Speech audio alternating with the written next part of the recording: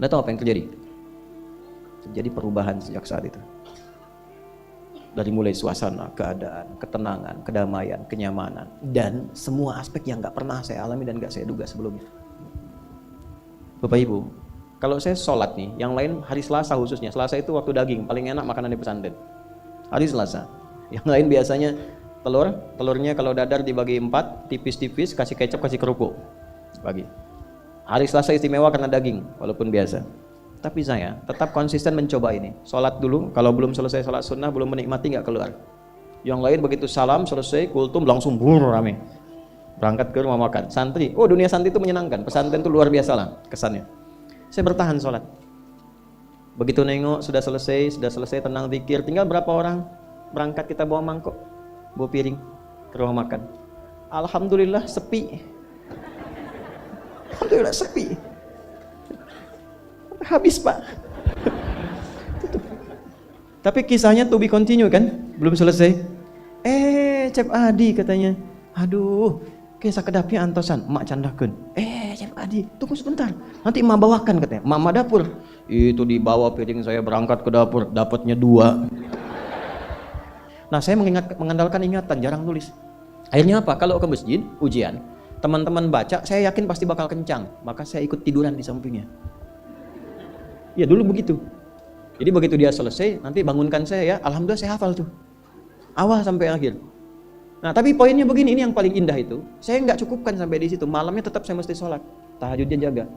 Itu kalau saya tahajud terus ketiduran, tidur, selalu bermimpi ngerjain soal sampai selesai. Besoknya persis sama dengan yang dilihat tadi malam. Hampir tiap ujian.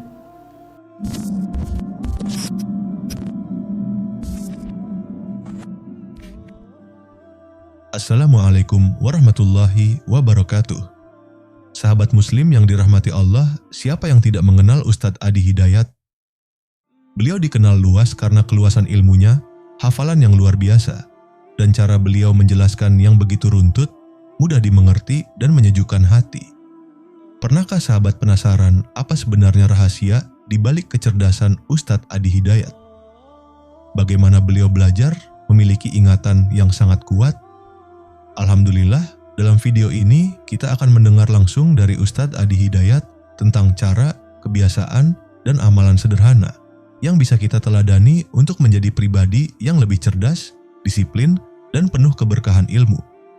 Tonton video ini sampai selesai, catat poin-poin pentingnya, dan mulai terapkan langkah-langkahnya dalam kehidupan sehari-hari. Jangan lupa tekan subscribe, aktifkan lonceng notifikasi, dan bagikan video ini agar semakin banyak orang yang terinspirasi untuk menuntut ilmu dengan sungguh-sungguh. Selamat menyimak, semoga bermanfaat.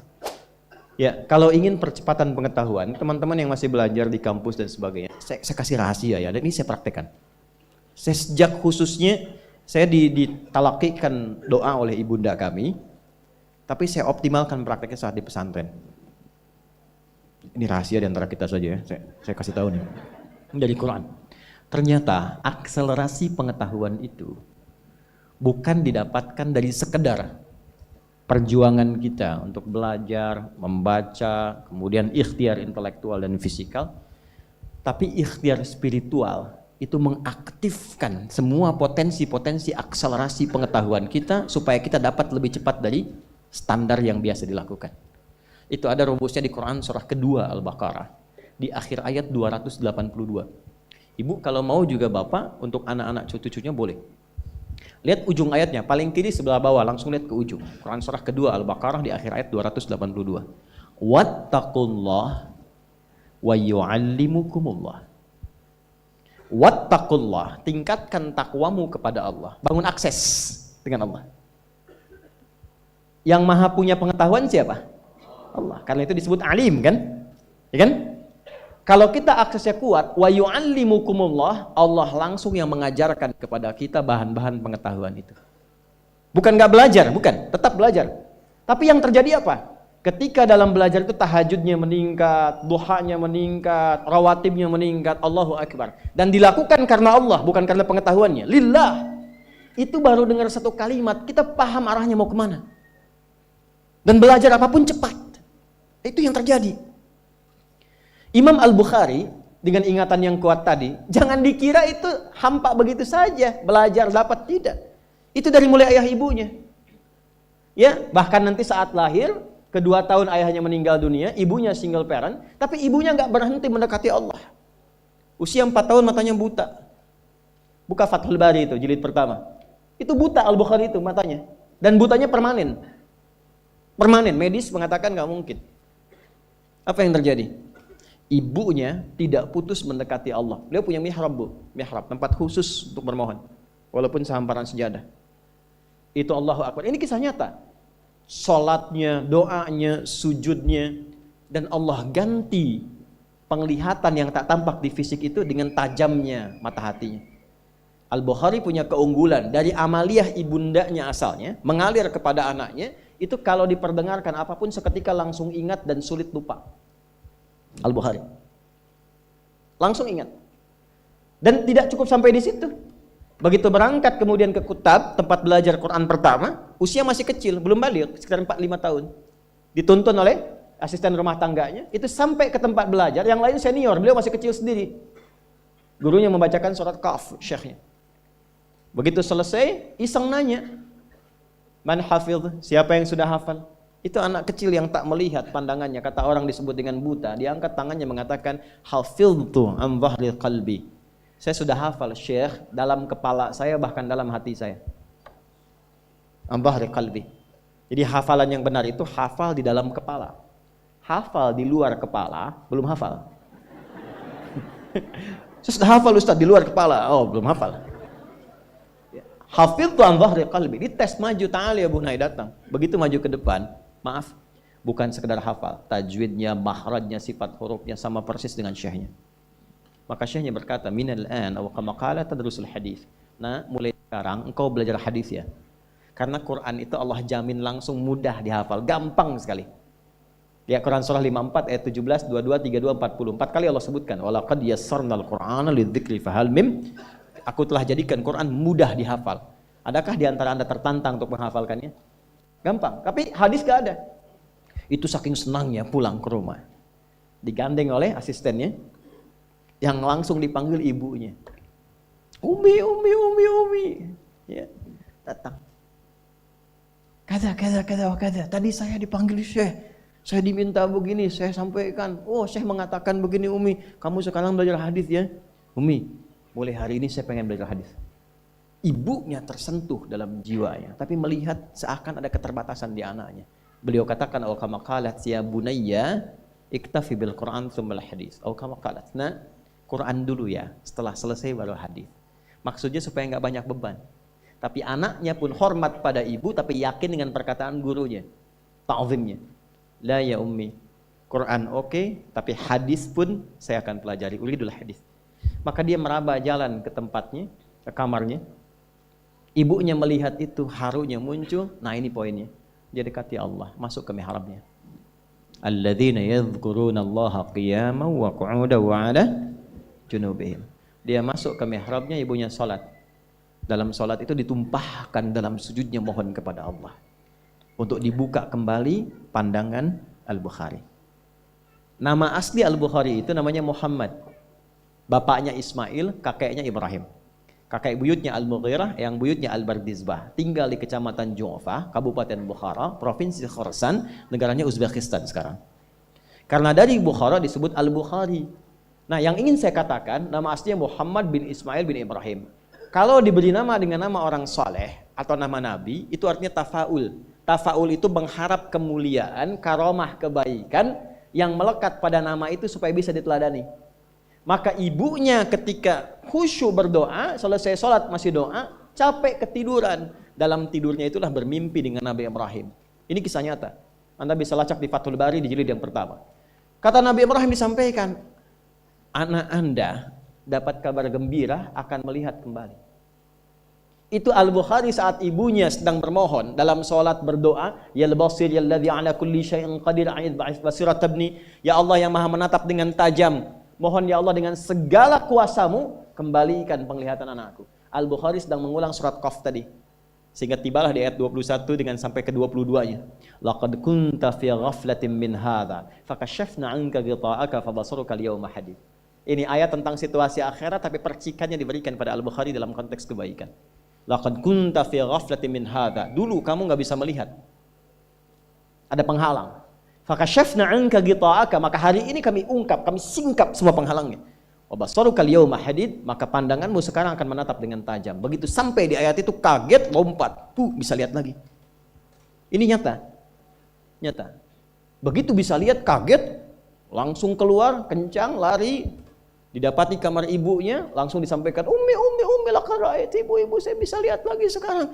Ibunya kaget, bangun, belum percaya, mengatakan, rubbama ra'aita biqalbik, mungkin Ananda melihat dengan hatimu. La bal bi'aini. Enggak, ini mata saya bisa lihat. Ibu wajah begini, ibu pakai ini, sekian benda kita begini. Haru berpelukan keduanya, disitulah meniti untuk belajar hadis sampai menuliskan Sahih Al-Bukhari dalam kurun waktu 16 tahun. Dimulai di Mekkah, di Masjidil Haram, diakhiri di Masjid Nabawi sebagai hujjah bertemu Rasulullah. Al-Bukhari itu udah punya visi, pengen ketemu Nabi bawa sesuatu. Sehingga punya kebanggaan, dia Rasulullah. Dari kecil saya berusaha belajar hadis Anda. Saya kumpulkan itu untuk bawa bekal berjumpa dengan Anda. Antum apa yang dibawa? Ya ahli dunia. Terus kerja, terus. Ayo, terus kerja. Kumpulkan tuh harta tuh. Banyakin pakaian tuh. Mewahin tuh rumah, terus. Ya enggak apa-apa. Tapi apa yang mau dibawa saat pulang? Ketemu Nabi itu modalnya apa? Orang tuh udah bawa amalan, ada yang bawa sholawat, ya. Ada yang bawa sunnah, walaupun cuma sunnah makan, tapi dia siapkan untuk kebanggaan ketemu Rasulullah. Kita apa yang mau kita siapkan? Nah, minimal rubah visi hidup itu. Kenal Allah dulu. Kenali Allah. Maka mulai dengan pendekatan zikir, sholat tuh optimal. Jangan langsung tinggikan tahajud, duha, tidak. Yang 5 waktu perbaiki dulu. Minimal nggak telat dulu. Saya heran kadang-kadang, kok bisa orang meninggalkan Jumat untuk sekedar dapat dunia, yang itu udah diatur. Bahkan nggak Jumatan cuma untuk jaga toko. Yang kalaupun tuh nggak dilakukan, tetap dia Jumat dapat juga. Nah itu ilmu tadi. Ilmu. Saya coba itu Pak. Coba lihat, itu kan mahal. Imam Syafi'i dulu ibunya begitu, bangun ketakwaan. Imam Ahmad tuh begitu. Imam Ahmad tuh hafal 1 juta hadis. Itu kehilangan ayah. Ibunya single parent Pak, jangan dikira. Manasin air malam supaya anaknya tahajud. Udah dipanasin, diangetin, terus diwudukan. Imam Ahmad kecil, digendong, disimpan di halaqah masyayikh. Setelah selesai digendong lagi balik. Sekarang dituai hasilnya. Saya kehilangan ayah lulus SD lah. Dan kalimat terakhirnya itu minta maaf sambil meluk. Karena nggak bisa ngantar ke pesantren. Maafkan apa nggak bisa ngantar. Rumah sakit di Serang waktu itu RSUD. Saya masih kecil. Baru masuk 13 tahun, mau berangkat. Ya belum paham tapi kita ta'zim, takrim pada beliau, pamit. Beliau menangis, saya tahan untuk menunjukkan sikap tegar. Belum paham ketika dokter mengatakan kepada ibu kami ya paling 2 pekan. Saya nggak paham. 2 pekan selesai, saya dipanggil di pesantren itu. Saya masih ingat nama, suara, suasananya. Pokoknya ke depan, bertemu kakak nomor 1. Saya tanya bagaimana ayah? Beliau diam. Oh saya husnudzan. Sampai di Bandung paman kami masih ada beliau.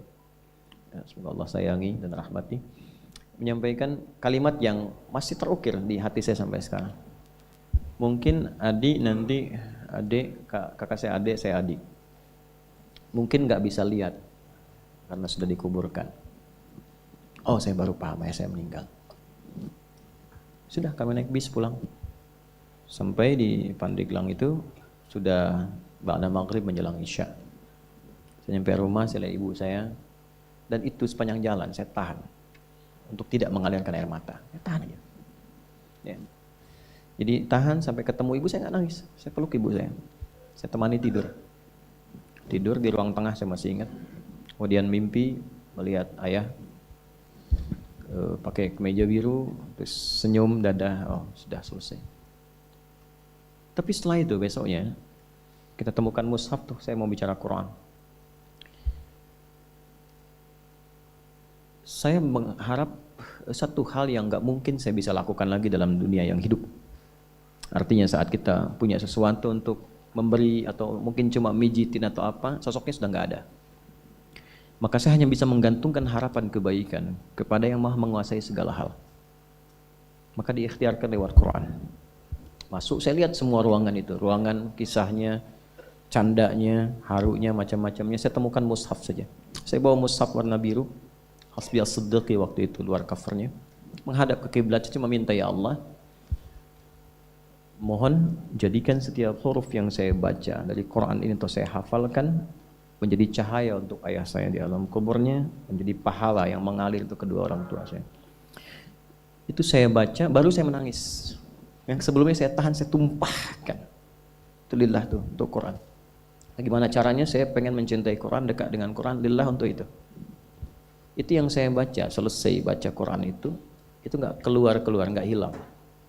Dari situ kemudian Quran itu sampai posisinya, sampai ini, saya nggak pernah menghafal Quran pengen tahu, oh ini posisinya di sini hanya untuk menunjukkan hafal ini, tidak, nggak ada tuh. Datang, sudah hadir, sudah ada. Lalu saya tirakati thariqah maksudnya, lewat syar'i itu untuk mendekati Allah terus, lewat sholat. Pulang ke pesantren tingkatkan sholat. Nggak tinggal pokoknya yang rawatib, nggak tinggal, tahajud bangun malam. Jam 4 tuh biasanya kayu itu sudah dibunyikan, pembina masuk, teng setengah jam sebelum subuh sudah pada bangun semua. Saya jam 2 bangun, mandi semua, siap-siap sholat. Anda tahu apa yang terjadi? Terjadi perubahan sejak saat itu. Dari mulai suasana, keadaan, ketenangan, kedamaian, kenyamanan, dan semua aspek yang nggak pernah saya alami dan nggak saya duga sebelumnya. Bapak Ibu, kalau saya sholat nih, yang lain hari Selasa khususnya, Selasa itu waktu daging, paling enak makanan di pesantren. Hari Selasa. Yang lain biasanya telurnya kalau dadar dibagi 4, tipis-tipis, kasih kecap, kasih kerupuk. Pagi. Hari Selasa istimewa karena daging, walaupun biasa. Tapi saya tetap konsisten mencoba ini. Sholat dulu, kalau belum selesai sholat sunnah, belum menikmati nggak keluar. Yang lain begitu salam, selesai, kultum, langsung rame. Berangkat ke rumah makan. Santri, oh dunia santri itu menyenangkan. Pesantren itu luar biasa lah kesannya. Saya bertahan sholat. Begitu nengok, sudah selesai tenang zikir. Tinggal berapa orang berangkat, kita bawa mangkok, bawa piring ke rumah makan. Alhamdulillah sepi. Alhamdulillah sepi. Habis Pak.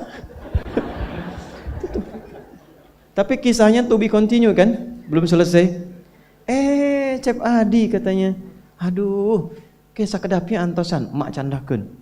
Cep Adi, tunggu sebentar, nanti emak bawakan katanya. Mama dapur, itu dibawa piring saya berangkat ke dapur, dapatnya 2. Gitu. Saya dekati yang punya, dan selalu terjadi begitu. Allah lembutkan hati orang-orang itu, datang. Problem muncul, ujian olahraga. Waktu diuji, ayah meninggal, saya nggak ikut. Yang lain 8 itu paling tinggi, saya dapat 6. Nama gurunya karena baik, Pak Gumbira namanya. Senang terus orangnya. Enggak, itu saya betul-betul namanya. Saya dipanggil terpisah. Itu baiknya luar biasa. Nah, Bapak minta maaf. Ini terpaksa karena Ananda nggak ikut ujian. Bapak kasih 6. Yang lain itu 8, 7, 6. Saya bilang nggak apa-apa Pak, saya juga minta maaf. Saya nggak bisa ikut ujian karena ayah saya meninggal kemarin. Meninggal. Bapak turut berduka cita.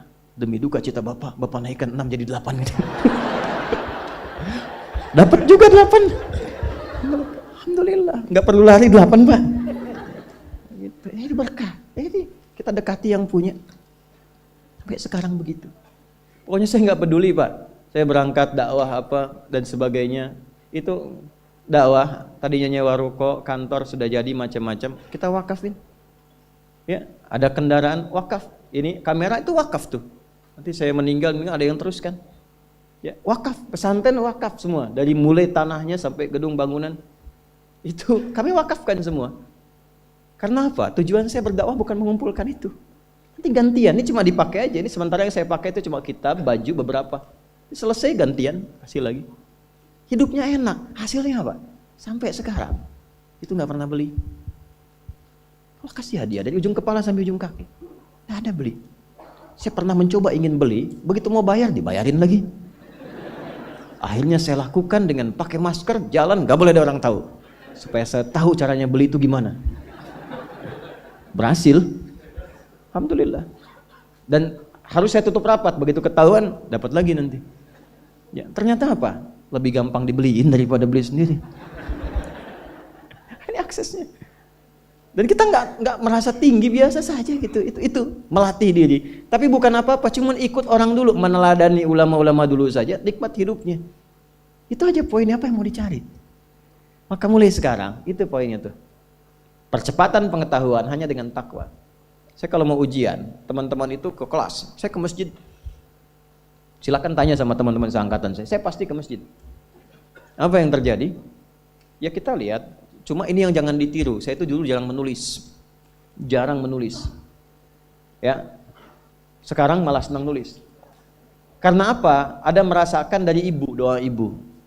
Jadi ingatan yang cukup nyaman dengan ingatan itu. Jadi kalau ada sesuatu yang baik, berkesan, itu saya nggak lupa. Biasanya Allah berikan kejagaan di situ. Contoh dulu ada sidul anak sekolahan kan? SDAS itu, sidul anak sekolahan. Opletnya nomor berapa tuh platnya? Nggak tahu. 1053. Mobilnya Sarah 2687 ALT. Si Roy yang botak itu 2007 tuh plat mobilnya. Saya tahu itu.